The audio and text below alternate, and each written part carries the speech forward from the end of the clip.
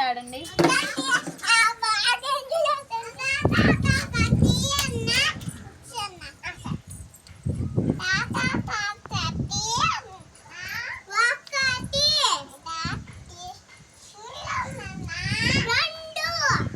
ఏం చేస్తున్నా పరిగెత్తేసింది.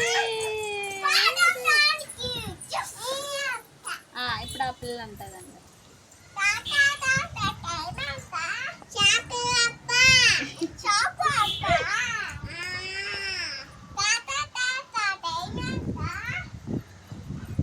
వన్ అని చెప్పాలా? 1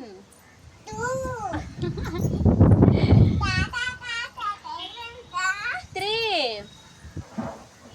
చెప్పు పండు. 3 అని చెప్పు. 3